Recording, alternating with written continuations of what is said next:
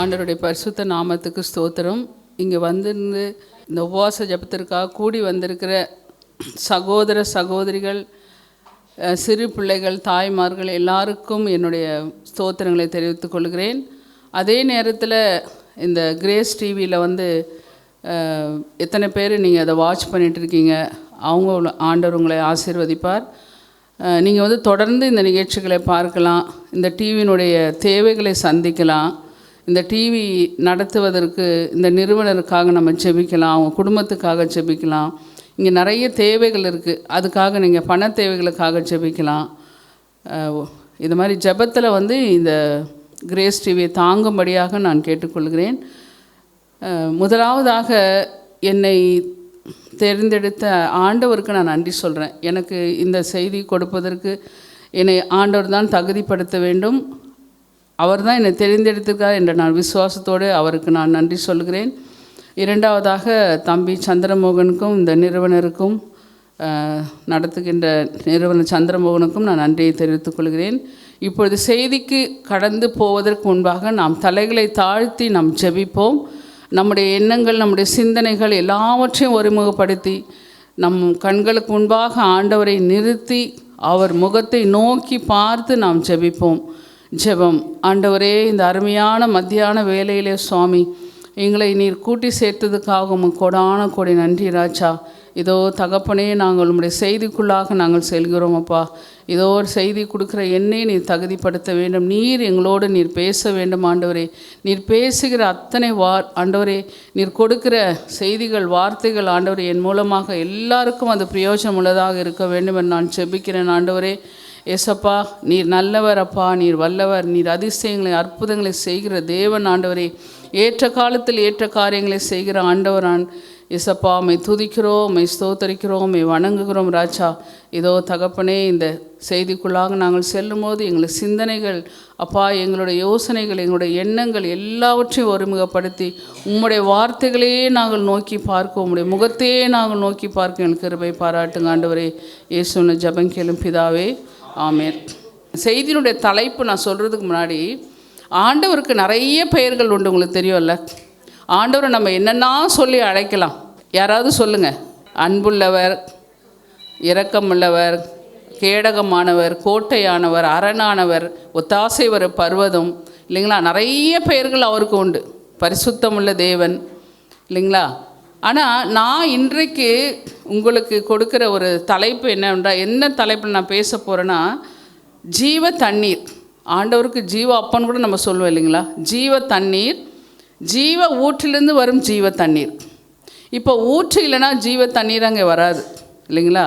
ஜீவ ஊற்றிலிருந்து வரும் ஜீவ தண்ணீர். இதற்கு ஆதாரமாக யோவான் 4:14 நீங்கள் எடுத்தவங்க கொஞ்சம் விரைவாக வாசிங்க. நான் கொடுக்கும் தண்ணீரை குடிக்கிறவனுக்கோ ஒரு காலம் தாகம் உண்டாகாது. நான் அவனுக்கு கொடுக்கும் தண்ணீர் அவனுக்குள்ளே நித்திய ஜீவ காலமாய் ஊறுகிற நீரூற்றாய் இருக்கும் என்றார். நித்திய ஜீவ காலமாய் ஊறுகிற நீரூற்றாய் இருக்கும் என்றார். அப்போ நம்ம ஜீவ தண்ணீரை நம்ம கேள்விப்பட்டிருக்கோம், ஜீவ தண்ணீர் ஆண்டவர் நம்ம படிச்சிருக்கோம். அது எவ்வளோ பெரிய வல்லமை உள்ளது பாருங்கள். அது ஜீவ காலமாய் ஊறுகிற நீரூற்றாய் இருக்கும். அப்போ ஒரு சாதாரண ஒரு செடி எடுத்துங்களேன். அந்த செடி வளர்வதற்கு, அது கனி கொடுவதற்கு, அது பூ பூப்பதற்கு எது ரொம்ப முக்கியம்? தண்ணீர் தான் ரொம்ப முக்கியம், இல்லைங்களா? அப்போது அந்த சாதாரணமாக இயற்கைக்கே தண்ணீர் ரொம்ப அவசியமாக இருக்கிறது. அப்போ நமக்கு ஆண்டவருடைய ஆத்மா பிரகாரமாக நம்ம வளர்வதற்கு, நம்ம பக்தியை விருத்தியை அதிகப்படுத்துவதற்கு, நம்ம ஆண்டவருக்குள்ள கற்பனைகளை கட்டளைகளை கீழ்ப்படிவதற்கு நமக்கு எது பிரயோஜனமாக இருக்கும்? ஜீவ தண்ணீர். யார் அந்த ஜீவ தண்ணீர்? ஆண்டவராக இயேசு கிறிஸ்து தான் ஜீவ தண்ணீர். அப்போ அந்த ஜீவ தண்ணீரை நம்ம பெற்றுக்கொள்ளும்போது எப்படி இருக்குமா? ஜீவ காலம் முழுவதுமாக ஊறுகிற நீரூற்றாக இருக்கும் நம்முடைய வாழ்க்கை. நம்மளுடைய வாழ்க்கை வறண்டு போகாது, நம்மளுடைய வாழ்க்கையில் கஷ்டம் வராது, நம்மளுடைய வாழ்க்கையில் நிந்தனை வராது. ஆனால் உலக பிரகாரமாக வந்தாலும் நம்ம அதிலே நிலைத்திருக்க மாட்டோம். எளிய சீக்கிரத்தில் நம்ம என்ன செய்வோம்? அதிலிருந்து மீண்டு கொள்வோம். அப்போ ஜீவ தண்ணீரை பெற்றுக்கொள்ள நம்ம என்ன செய்யணும்? நம்ம சர்ச்சுக்கு போகணும், உபவாசிக்கணும், நம்ம ஜபத்துக்கு போகணும், விமன்ஸ் ஃபெல்லோஷிப் போகணும், ஜெபிக்கணும். இது போதுமா ஜீவ தண்ணீரை பெற்றுக்கொள்வதற்கு? ஒவ்வொரு நாளும் நம்ம ஆண்டவர்கிட்ட நம்ம என்ன உறவு வச்சுருக்கோம், என்ன உறவில் அவர்கிட்ட இருக்கோம்? இப்போ சாதாரணமாக நம்ம ரொம்ப நேசிக்கிறோன்னு வச்சுங்களேன், அவங்கக்கிட்ட நம்ம பேசாமல் இருக்க முடியாது. இல்லைங்களா? அட்லீஸ்ட் ஒரு நாளைக்கு ஒரு ஹலோவாவது சொல்லி நம்ம விசாரிப்போம். நம்ம சகோதரர்களையோ சகோதரிகளையோ நம்ம அம்மாவையோ அப்பாவையோ நேசிக்கிறேன்னா பேசாமல் நம்மளால் இருக்க முடியாது இல்லைங்களா? அப்போ ஆண்டவர்கிட்ட தினம் தினம் என்ன செய்யணும்? வேதம் வாசிக்கணும், நம்ம ஜெபிக்கணும், நம்முடைய சிந்தனைகள் முழுவதுமாக இருக்கணும். அதாவது என்னை குறித்து நான் பெருமையாக சொல்லலை, எனக்கு எப்போ தனிமையாக இருக்கணும், எப்போ எங்கள் ஹஸ்பண்டு பிள்ளைங்க வெளியில் போனாலும் நான் என்ன நினைப்பேன்னா, நான் ஜெபம் பண்ணணும்னு நினைப்பேன், நான் வேதம் வாசிக்கணும்னு நினைப்பேன், ஆண்டோடைய வசனத்தை நம்ம ஆராய்ச்சி செய்யணும்னு நினைப்பேன். அந்த மாதிரி எவ்வளோ பேர் இருக்கீங்க, பெண்களாகி நாம் நிறைய குடும்பங்களை அந்த மாதிரி இருக்குது. அதனால தான் நம்ம குடும்பங்கள் நம்ம கட்டப்பட முடியும் இல்லைங்களா? ஆண்டவர் இப்போ நம்ம ஜெபிக்கணும்னா எதுக்காக? எழுப்புதலுக்காக நம்ம ஜெபிக்கணும் இல்லைங்களா? அதுக்கு என்ன அவசியம்? ஜெபம் அவசியம். அதே நேரத்தில் ஆண்டவருடைய வார்த்தை, அந்த வார்த்தை தான் நம்ம ஜீவ தண்ணீராக நம்ம பருகணும்னு சொல்கிறது. அப்போ தான் நம்முடைய வாழ்க்கை எப்படி இருக்குமா? ஜீவகாலமாய் ஊறுகிற நீரூற்றாக இருக்கும். அப்போ நம்ம ஆத்ம தாகம், ஆவிக்குரிய வாழ்க்கை வறண்டு போகாதபடி நம்ம ஆத்ம தாகத்தை தீர்க்கக்கூடிய வசனங்களை நம்ம தினந்தோறும் நம்ம படிக்கணும். இதுக்கு உதாரணமாக யோவான் 4ஆம் அதிகாரம் 10-11 வசனங்களை யாராவது படிங்க. இயேசு அவளுக்கு பிரதியுத்தரமாக, நீ தேவனுடைய ஈவையும் தாகத்துக்கு தா என்று உன்னிடத்தில் கேட்கிறவர் இன்னார் என்பதையும் அறிந்திருந்தாயானால் நீயே அவரிடத்தில் கேட்டிருப்பாய், அவர் உனக்கு ஜீவ தண்ணீரை கொடுத்திருப்பார் என்றார். அதற்கு அந்த ஸ்திரீ, ஆண்டவரே, மொண்டு கொள்ள உம்மிடத்தில் பாத்திரம் இல்லையே, கிணறும் ஆழமாய் இருக்கிறதே, பின்னை எங்கே இருந்து உமக்கு ஜீவ தண்ணீர் உண்டாகும்? இப்போ பாருங்கள், ஆண்டவர் அந்த காலத்தில் அவர் ஊழியம் செய்துட்டு இருக்கும்போது யோவான் ஸ்நானகன் நிறைய ஞானஸ்தானம் கொடுத்துருக்காரு. அந்த நேரத்தில் இயேசு கிறிஸ்து அவரை விட அதிகமான ஞானஸ்தானம் கொடுத்து மக்கள் ரட்சிப்படைகிறாங்க. அந்த டைமில் அவருக்கு இளைப்பாறுதல் வருது. அப்போது சீஷர்களாக போஜனத்துக்காக அவங்க ஊருக்குள்ளே போகிறாங்க, போஜன பதார்த்தங்களை தேடுவதற்காக போகிறாங்க. ஆண்டவர் இளைப்படைந்தவராக இந்த யாக்கோபினுடைய கிணறு பக்கத்தில் அமர்றார். அப்போ தான் அந்த சமாரிய ஸ்திரீ வராங்க. ஆனால் சமாரிய ஸ்திரீக்கும் யூதருக்கும் அந்த காலத்தில் சம்பந்தம் கிடையாது, சம்பந்தம் கலக்க மாட்டாங்க.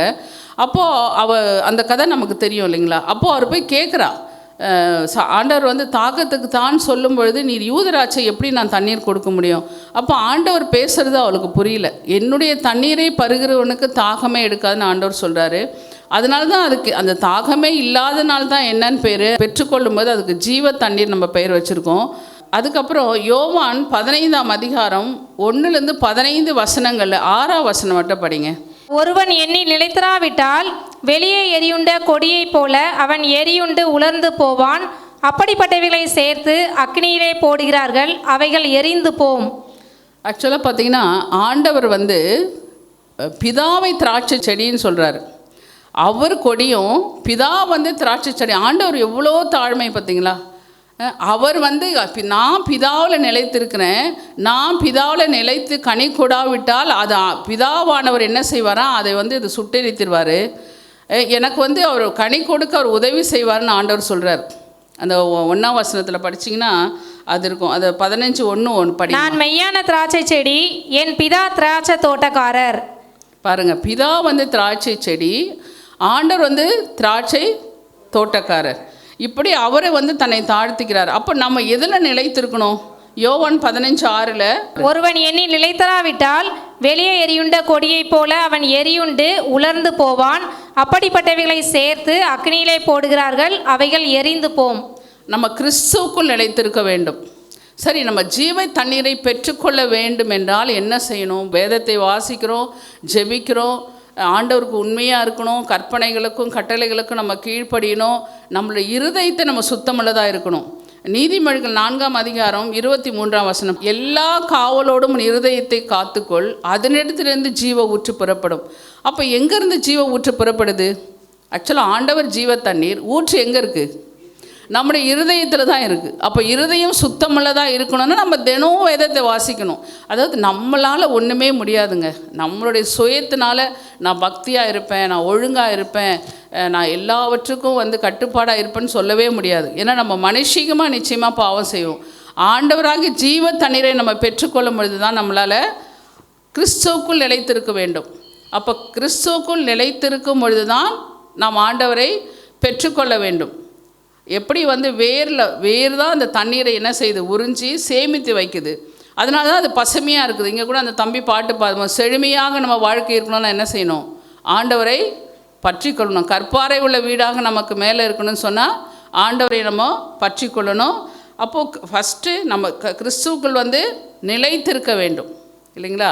சரி, அடுத்த பாயிண்ட்டு, அவருடைய வார்த்தை நமக்குள் நிலைத்திருக்க வேண்டும். முதல்ல நம்ம கிறிஸ்துவுக்குள் நிலைத்திருந்தால் தான் அவருடைய வார்த்தை நமக்குள்ளே நிலைத்திருக்கும் இல்லைங்களா? யோவான் 15:7, நீங்கள் என்னிலும் என் வார்த்தைகள் உங்களிலும் நிலைத்திருந்தால் நீங்கள் கேட்டுக்கொள்வது எதுவோ அது உங்களுக்கு செய்யப்படும்.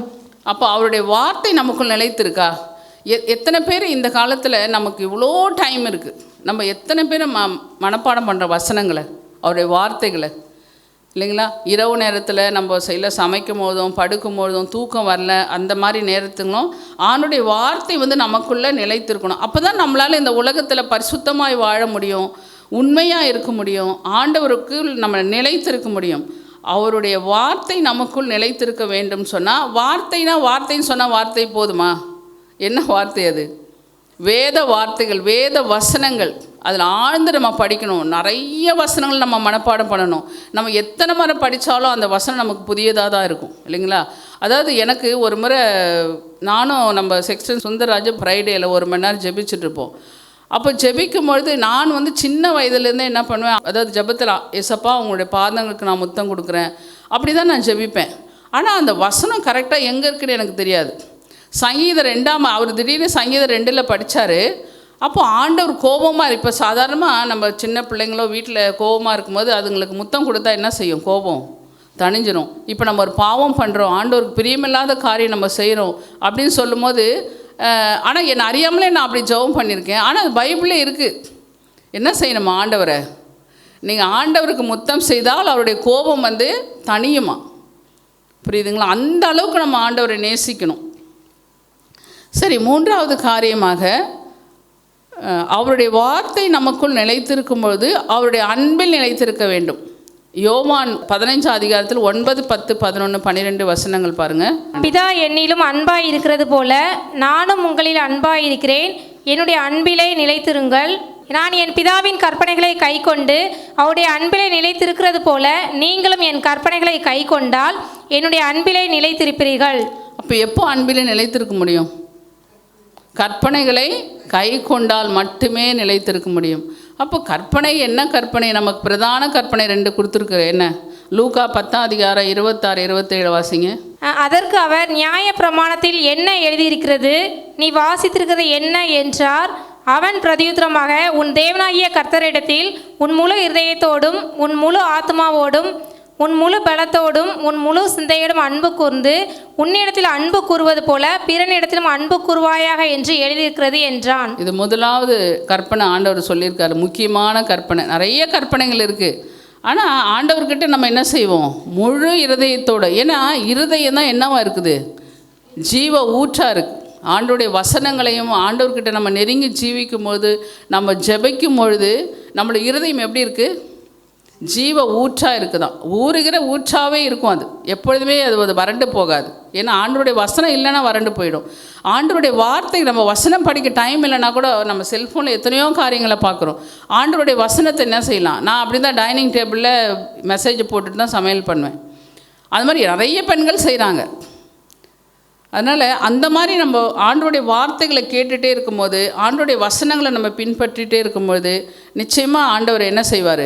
நம்ம இடத்துல அன்பு கூறுவார்.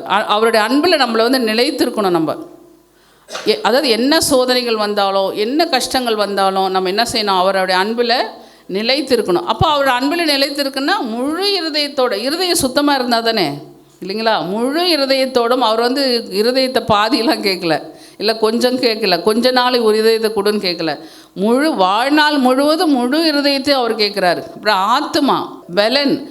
நம்ம பலவீனமாக இருக்கும்போது என்ன செய்கிறோம்? ஆண்டவரை தூஷிக்கிறோம். அப்படி செய்யக்கூடாது. அப்போ ஆண்டவரில் அன்பு கூறும்போது என்ன செய்கிறோம்? உலக பிரகாரமாக ஒரு தகப்பன் நமக்கு எல்லா காரியங்களும் நல்லா செய்கிறாரு. ஏதாவது ஒரு காரியம் அவர் செய்யலைன்னா நம்ம அவரை தூஷிக்கிறோமா? அப்படி செய்ய மாட்டோம். ஆனால் ஆண்டவரை நம்ம ஈஸியாக தூஷிக்கணும். ஏசப்பா எனக்கு ஏன் இந்த கஷ்டம் வந்தது? நான் ஜெபிக்கிறேன், நான் சர்ச்சுக்கு போகிறேன், நான் காணிக்கை கொடுக்குறேன், நான் உபவாசிக்கிறேன், ஜபக்கூட்டர். அந்த மாதிரி நம்ம பலவீனத்திற்கு என்ன செய்யக்கூடாது? ஆண்டவரை தூஷிக்கக்கூடாது. முழு பலத்தோடு நம்ம என்ன செய்யணும்? ஆண்டவரை அன்பு கூறணும். நம்முடைய சிந்தை எப்படி இருக்குது? அப்புறம் அவரிடத்துல நம்ம அன்பு கூறும்பொழுது இந்த 2வது காரியம் ரொம்ப கஷ்டம். பிறரிடத்தில் என்ன செய்யணும்? அன்பு கூறணும். நம்மளே நம்மளை ஆராய்ச்சி செஞ்சு பார்க்கலாமே. யாரெல்லாம் எல்லாருக்கும் இந்த உலகத்தில் எனிமின்னு ஒரு வேர்டு இருக்குது இல்லையா? ஃப்ரெண்ட்ஷிப்புன்னு ஒரு வேர்டு இருந்தால் அதுக்கு எனிமின்னு ஒரு வேர்டு இருக்குது. அந்த மாதிரி நம்ம யாருமே இருக்கக்கூடாது. அப்படின்னா ஆண்டவர் அங்கே இல்லை, ஜீவ ஊற்று இல்லை, ஜீவ தண்ணீர் இல்லை. எல்லாரையும் நம்ம நேசிக்கணும். நம்மளை மதிக்கிறாங்களோ மதிக்கலையோ, திட்டுறாங்களோ, நம்ம மேலே கோவப்படுறாங்களோ, எல்லாரையும் நேசிக்க. அது ரொம்ப கஷ்டம் இல்லைங்களா? அதுதான் செய்ய சொல்கிறார் ஆண்டவர். அப்போ தான் என்ன இருக்கும் நம்ம இருதயத்தில்? ஜீவ ஊற்று என்றைக்குமே இருக்கும், அது வற்றாது. அப்போது ஆண்டவர் இந்த கடினமான காரியங்கள், அந்த கற்பனைகளை சொல்லும்பொழுது, ஆனால் அவர் என்ன சொல்கிறார்? பிதா என்ன சொன்னாலும் அவர் பிதாவை தூஷிக்கலை. அவர் சொல்கிறார், நான் பிதாவில் அன்பு கூறுவது போல் நீங்களே என்னில் அன்பு கூறுங்கள்னு சொல்கிறார். அவர் பிதாவுக்கு எந்த நேரத்துலையுமே அதாவது அவருக்கு பிரியமில்லாத காரியத்தை ஆண்டவர் செய்யவே இல்லை. இந்த உலகத்தில் இருக்கும்போது அவருக்கு கீழ்ப்படிஞ்சார், அவருடைய காரியங்களை தான் அவர் செய்தார். அதே மாதிரி அவர் என்ன சொல்கிறார்? என்னில் நீங்கள் அன்பு கூறணுன்னா என்ன செய்யணும்? நான் சொன்னதை நீங்கள் கடைப்பிடிக்கணும், நான் சொல்கிறதுக்கு கீழ்ப்படியணும். அப்போ இதுதான் ரொம்ப முக்கியமானது. முழு உரிதத்தோடு, முழு ஆத்மா, முழு பலம், முழு சிந்தையோடு ஆண்டவரிடத்தில் நம்ம அன்பு கூற வேண்டும். அதே மாதிரி 2 நாளாகும் 34:31. ராஜா தன் ஸ்தானத்திலே நின்று அந்த புஸ்தகத்தில் எழுதியிருக்கிற உடன்படிக்கையின் வார்த்தைகளின்படியே தான் செய்வதினாலே கர்த்தரை பின்பற்றி நடப்பேன் என்றும், தன் முழு இருதயத்தோடும் தன் முழு ஆத்மாவோடும் அவருடைய கற்பனைகளையும் அவருடைய சாட்சிகளையும் அவருடைய கட்டளைகளையும் கை கொள்ளுவேன் என்றும் கர்த்தருடைய சந்நிதியில் உடன்படிக்கை பண்ணி. புதிய ஏற்பாடில் மட்டும் இல்லை, அது பழைய ஏற்பாட்டிலே யோசியா என்ற ஒரு ராஜா அவர் தாவீதுடைய மகன் தான். 8 வயதிலே அவர் அரசாட்சிக்கு வந்திருக்காரு. அவர் 31 வருஷம் ஆண்டிருக்கார். ஆனால் அந்த ராஜா என்ன சொல்கிறார் பாருங்க, உடன்படிக்கையில் அது எழுதப்பட்டிருக்கு. என்ன எழுதப்பட்டிருக்கு? கற்பனைகளுக்கு நீங்கள் கீழ்ப்படியணும், ஆண்டவருடைய கற்பனைகளுக்கு கீழ்ப்படியணும்னு சொல்கிறாங்க இல்லைங்களா? அப்போ தான் ஆண்டவருடைய மகிமையை நம்ம பார்க்க முடியும், ஆண்டவருடைய அற்புதத்தை பார்க்க முடியும், ஆண்டவருடைய அடையாளத்தை பார்க்க முடியும். நம்ம வாழ்க்கையில் நம்ம ருசிக்க வேண்டும். ஆண்டவரை எவ்வளவாய் நம்ம ருசித்திருக்கிறோம். நம்ம வாழ்க்கையில் எதோ நம்ம ருசிகளெல்லாம் பார்த்துருக்கோம் இல்லையா? ஆண்டவரை நம்ம முழுமையாக ருசித்திருக்கிறோமா? அப்போ ருசித்திருக்கிறோன்னா என்ன அர்த்தம்? எப்பொழுதுமே அவருடைய சந்நிதியில் இருக்கணும், அவருடைய வார்த்தையை கேட்கணும், அவருடைய வசனங்களை படிக்கணும் அப்படின்ற ஒரு வாஞ்சை இருக்கிறது தான் ஆண்டவரை ருசி பார்ப்பது இல்லைங்களா? எப்போ டைம் கிடைக்குதோ அந்த நேரத்தில் நம்ம ஆண்டவரை ருசி பார்க்கிறோமா? ஆண்டவரிடத்துல ஜெபிக்கிறோமா? என்ன கவலைகள் கஷ்டங்கள் வரும்பொழுது கூட நம்ம ஆண்டவர்கிட்ட இருந்து அந்த அன்பில் நம்ம எப்போவுமே நிலைத்திருக்கும் போது நிச்சயமாக ஆண்டவர் கைவிடவே மாட்டார் இல்லைங்களா? அந்த மாதிரி நம்ம எப்போ வாழ்க்கையில் என்ன செய்யணும்? ஆண்டவரில் அன்பு கூறணும். அது அடுத்தது அவருடைய சந்தோஷம் நிலைத்திருக்க வேண்டும். ஆக்சுவலாக யோவான் 15:11 படிங்க. என்னுடைய சந்தோஷம் உங்களில் நிலைத்திருக்கும் படிக்கும், உங்கள் சந்தோஷம் நிறைவாய் இருக்கும் படிக்கும் இவைகளை உங்களுக்கு சொன்னேன். அப்போது சந்தோஷம் நிலைத்திருக்கணும்னா அவருடைய சந்தோஷம் என்னது சொல்லுங்களேன் யாராவது? ஆண்டவர் எதை குறிச்செல்லாம் சந்தோஷப்படுவார்? நம்ம பரிசுத்தமாய் வாழும்போது சந்தோஷப்படுவார். S, very good. பாவி மனம் திரும்பும்போது சந்தோஷப்படும். பரலோகத்து முழுவதுமே சந்தோஷப்படுவாங்க இல்லைங்களா? அப்போது ஆண்டவரை நம்ம சந்தோஷப்படுத்துகிறோமா? ஆத்ம ஆதாயம் பண்ணுறோமா? இன்க்ளூடிங் மை செல்ஃப், என்னையும் சேர்த்து தான் சொல்கிறேன். அதாவது நான் ஸ்கூலில் ஒர்க் பண்ணும்போது ட்ரெயினில் ட்ராவல் பண்ணும்போது நிறைய ஹிந்து டீச்சர்ஸ் இருப்பாங்க, அழுதுட்டு இருப்பாங்க, ஏதாவது ஃபேமிலி பிரச்சனை இருக்கும். அவங்க யார்கிட்டலாம் நம்மளால் சொல்ல முடியுமோ அப்போது நான் நிறைய பேரை ஜீசஸ் கால்ஸ் கூட்டிகிட்டு போவேன். ஏன்னா ஆந்திவே நம்ம ஸ்கூலுக்கு போகிற வழியில் ஜீசஸ் கால் சென்னையில் கூட்டிகிட்டு போய் ஜெபம் பண்ணுவேன். அப்போ அவங்களாம் சொல்லுவாங்க, இப்படி ஒரு ஆண்டவர் இருக்காரா? நாங்கள் தினம் கோயிலுக்கு போகிறோமே, 5 மணிக்கு எழுந்து குளிச்சுட்டு போகிறோமே, யாரும் எங்களுக்காக அழமாட்டாங்களே பூசாரிங்களாம், யாரும் எங்களுக்காக ஒரு அன்பாக பேச மாட்டாங்களே.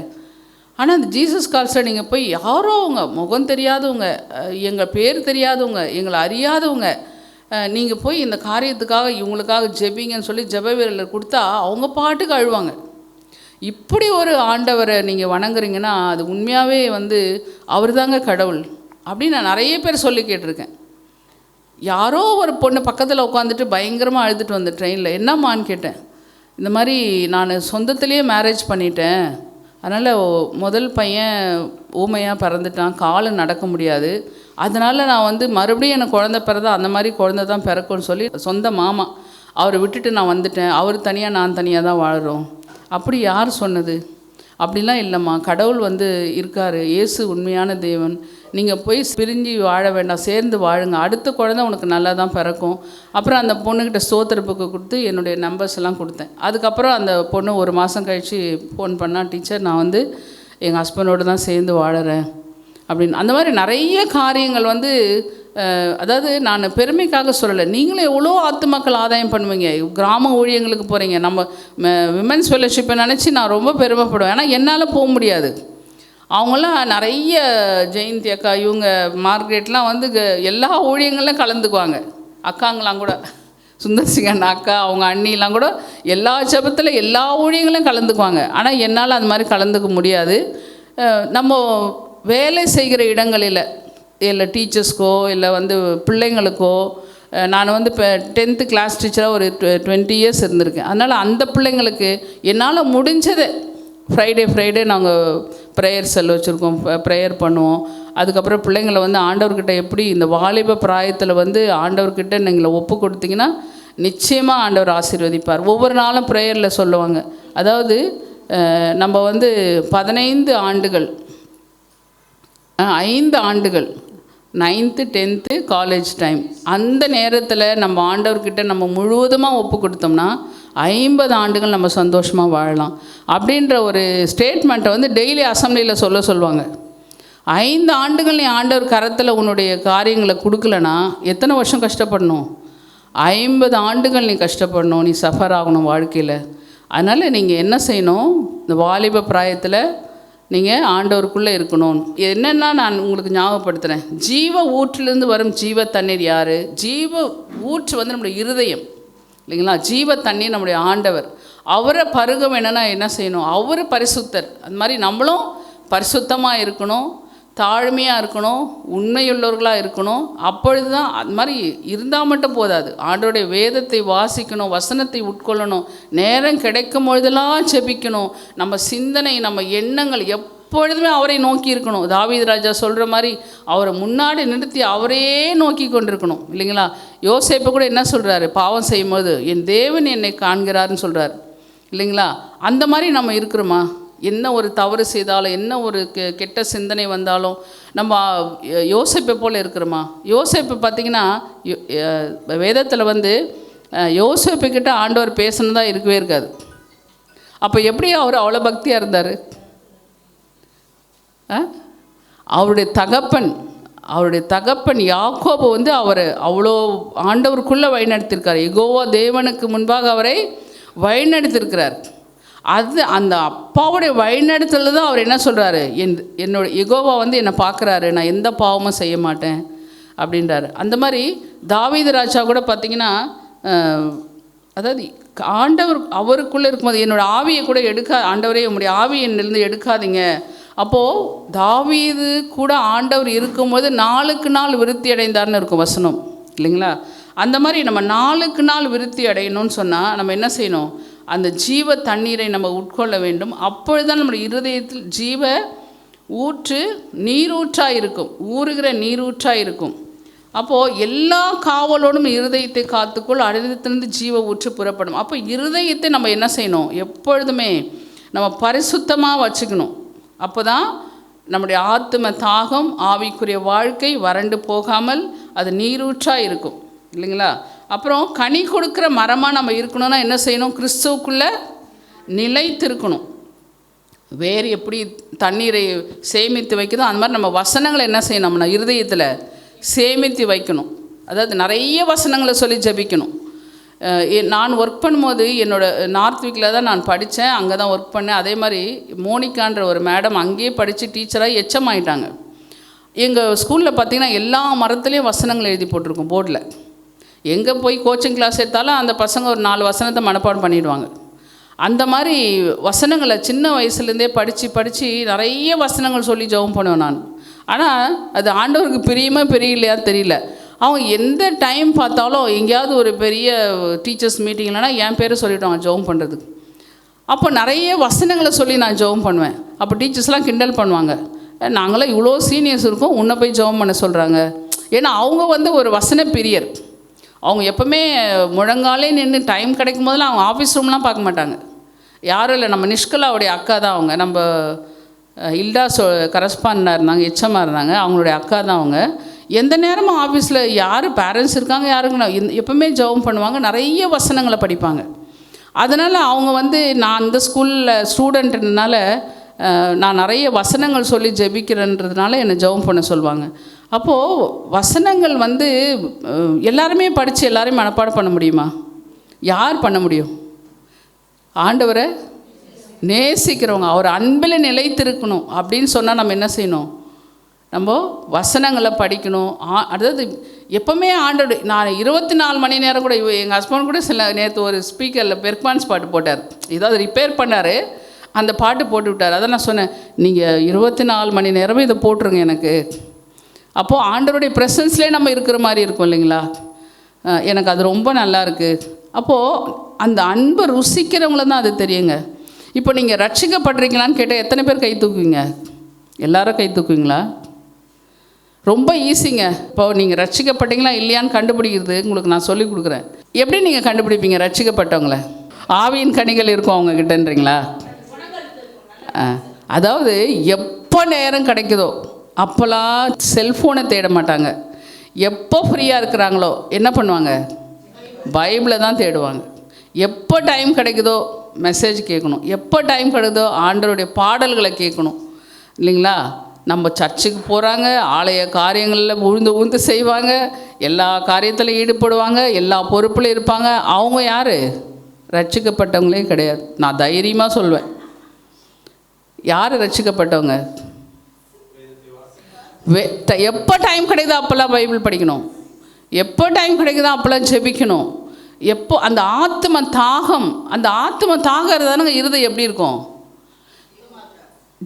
அது ஊற்றாக இருக்கும் இல்லைங்களா? அப்போது அந்த ஜீவ தண்ணீரை நம்ம தேடிகிட்டே இருக்கணும். அப்போ எப்படி தேட முடியும்? பைபிளில் தான் அவரை பார்க்க முடியும், அவருடைய வசனங்களை தான் அவரை பார்க்க முடியும். அவர் செய்திகள், ஆண்டவருடைய செய்திகள், ஊழியக்காரர்கள் கேட்குற செய்திகளை தான் நம்ம கேட்க முடியும் இல்லைங்களா? அந்த மாதிரி நம்ம கேட்கும்பொழுது அவங்க தான் ரட்சிக்கப்பட்டவங்க. டைம் கிடைக்குதா செல்ஃபோன் எடுத்துன்னு 1 மணி நேரம் வேறு ஏதாவது பண்ணிகிட்ருக்குது, டைம் கிடைக்குதா கதை பேசுறது இல்லைங்களா? அந்த மாதிரி இருக்கிறவங்க என்னை பொறுத்த வரைக்கும் ரட்சிக்கப்பட்டவங்களே கிடையாது. அதனால் நான் ரட்சிக்கப்பட்டவன்னு சொல்லலை, ஆண்டவர் தான் நமக்கு நியாயம் தீர்ப்பார் இல்லைங்களா? அப்போது எவ்வளோ ஹிந்துஸு நல்ல நேர்மையாக இருப்பாங்க, உண்மையாக இருப்பாங்க. அப்போ அவங்களாம் எங்கே போவாங்க? ஆனால் ஆண்டவர் அறியாதவங்க பரலோகத்துக்கு போவாங்களா? போவாங்க. ஆண்டவர் சொல்லியிருக்கார், வேதத்திலே இருக்குது, அவங்களுடைய மனசாட்சியின்படி நியாயம் தீர்ப்பாராம் இல்லைங்களா? அப்போது நமக்கு எல்லாருக்கும் ஒரு மனசாட்சி இருக்குது. ஆண்டவர் வந்து நமக்காக என்ன செஞ்சுருக்காரு? எவ்வளோ பாடுகள் அனுபவிச்சிருக்காரு. நான் ஆர்சி நான் பெருமையாக பேசுகிறேன். ஆர்சி ஸ்கூலில் ஒர்க் பண்ணும்போது பிரதர்ஸ்க்கு வந்து டெய்லி என்ன பண்ணுறாங்க? சர்ச்சுக்கு போய் எல்லாருமே கம்யூனியன் எடுப்பாங்க. ஏன்னா அவங்க உலக பிரகாரமாக பரிசுத்தமாக வாழணும்னா என்ன செய்யணும்? ஆண்டவருடைய பாடுகளை அவங்க தினம் நினச்சாதான் பரிசுத்தமாக வாழ முடியும் இல்லைங்களா? தினம் ஆலயத்துக்கு போகணும், தினம் ஆண்டவருடைய அப்பத்தையும் அந்த திராட்சரசத்தையும் சாப்பிட்ணும். தினந்தோறும் நம்ம மாதத்துக்கு ஒரு முறை 2 முறை நம்ம கம்யூனியன் எடுக்கிறோம். அப்போது ஒவ்வொரு நாளும் ஆண்டவருடைய பாடுகளை ருசிக்கிறாங்க, அதை பார்க்குறாங்க, அதை வந்து அனுபவிக்கிறாங்க. அப்போ தான் என்ன செய்ய முடியும் அவங்களால? நான் அடிக்கடி யோசிப்பேன், ஏதாவது ஒரு ப்ரோக்ராம் பிரதர்ஸ் என்ன கேட்பாங்க? அந்த சிலுவை காட்சிகள் இருக்காமா? கடைசியில் அவங்களுக்கு சிலுவை காட்சிகள் இருக்கணும் எந்த ஃபங்க்ஷனாக இருந்தாலும். ஏன்னா அந்த மனசில் அது இருந்தால் தான் அவங்களால என்ன செய்ய முடியும்? உலக பிரகாரமாக பரிசுத்தமாக அவங்க வாழ முடியும். ஏன்னா அவங்க வந்து குடும்ப வாழ்க்கையில் ஈடுபடலை. அவங்க பரிசுத்தமாய் தன்னை காத்துக்கொள்ளலாம் என்ன செய்யணும்?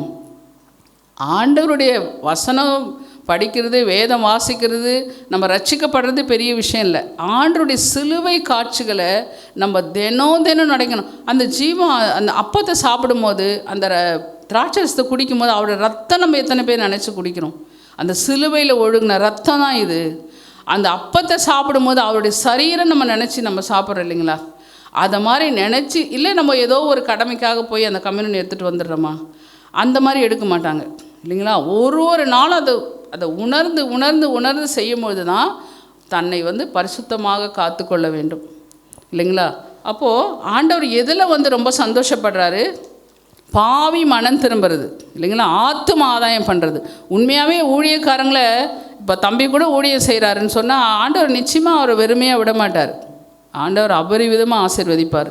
ஏன்னா ஒரு பாவியினாலே எவ்வளோ சந்தோஷம்னா அவர் இவருடைய டிவி மூலயமாக எத்தனை ஆத்துமாக்கள் வந்து ஆதாயம் பண்ணியிருப்பார் இல்லைங்களா? இப்போ நீங்களாம் கூட சொல்கிற, நீங்கள் ஜெபிக்கிறீங்க, நீங்கள் ஊழியம் செய்கிறீங்க, எத்தனை ஆத்துமாக்கள் ஆதாயம் பண்ணியிருப்பீங்க. நிச்சயமாக அதற்குரிய பலனை ஆண்டவர் கொடுப்பார். நிச்சயமாக நம்ம எல்லாரும் என்ன செய்வோம், பரலோகத்தில் மகிமையில் நம்ம எடுத்துக்கொள்ளப்படுவோம். அதில் வந்து எந்தவித சந்தேகமே இல்லை. நாம் ஜெபிப்போம். பரிசுத்த எங்கள் பிதாவே, சுவாமி, இந்த மத்தியான நேரத்தில் அப்பா உம்முடைய செய்தியை நாங்கள் ஆண்டவரை கேட்கும்படியாக, உம்முடைய வார்த்தைகளை நாங்கள் கேட்கும்படியாகும் ராஜா. அப்பா, எங்களுக்கு கிருபை பாராட்டின தயவுக்காக உமக்கு ஸ்தோத்திரம் ஆண்டவரே. நீர் நல்லவர் அப்பா, நீர் வல்லவர், அதிசயங்களை செய்கிறவர், அற்புதங்களை செய்கிறவர், நீர் வல்லமை உள்ளவர் ஆண்டவரே, நீர் மகத்துவம் உள்ளவர் ஆண்டவரே. அப்பா, எவரையும் மேன்மைப்படுத்த பலப்படுத்த உடைய கரத்தினாலே ஆகும் ஆண்டவரே. உம்மை ஸ்தோத்தரிக்கிறோம் தகப்பனே.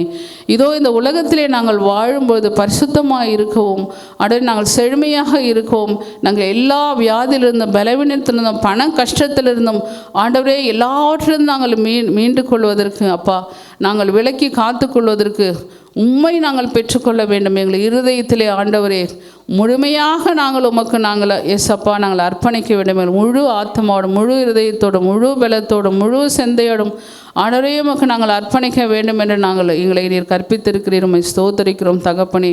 எப்பொழுதும் உடைய அன்பிலே நிலைத்திருக்க வேண்டும் அப்பா. எப்பொழுதும் உம்முடைய சந்தோஷப்படுத்துகிற பிள்ளைகளாக இந்த உலகத்திலே நாங்கள் வாழ வேண்டும் ஆண்டவரே. உம்மை துதிக்கிறோம் அப்பா. எங்கள் ஆத்மா வறண்டு போகக்கூடாது, எங்கள் ஆவிக்குரிய வாழ்க்கை வறண்டு போகக்கூடாது ஆண்டவரே. அதற்காக நாங்கள் உம்முடைய வேதத்தை வாசிக்க, உம்முடைய வார்த்தைகளை கேட்க எங்களுக்கு நீர் கிருபை பாராட்டுங்க தகப்பனே. ஒவ்வொரு நாளும் நாங்கள் பரிசுத்தமாய் வாழ வேண்டும் அப்பா. எங்களால் முடியாது ராஜா. ஆனாலும் உம்முடைய வார்த்தைகள் எங்கள் இருதயத்தில் இருக்கும் பொழுது அப்பா, நிச்சயமாக நாங்கள் இந்த உலகத்திலே ஆண்டவரே நாங்கள் வேறு பிரித்தவர்களாக வாழ முடியும் அப்பா. ஆண்டவரே, என்னுடைய ஜனங்களின் துதியை சொல்லி வருவார்கள், அவர்களுக்கு எனக்கென்றே அவர்களை நான் உற்பவித்தேன் என்று சொல்லியிருக்கிறீரே அப்பா. அப்படியாக ராஜா, நீங்கள் எங்களை உருவாக்கி இருக்கிறீர் சுவாமி. உம்மை துதிக்கிறோம் ஆண்டவரை. எப்பொழுது நாங்கள் உம்மை துதியை சொல்லி வருவோம். எப்பொழுது உம்முடைய அன்பையிலே நாங்கள் நிலைத்திருக்க வேண்டும் அப்பா. எப்பொழுது நாங்கள் உம்முடைய சந்தோஷப்படுத்த வேண்டும் ஆண்டவரே. ஏசப்பா, அப்படியாக எங்கள் வாழ்க்கையிலே நாங்கள் கடைபிடிக்க எங்களுக்கு கிருபை பாராட்டுங்க. இயேசுவின் ஜெபம் கேளும் பிதாவே, ஆமென்.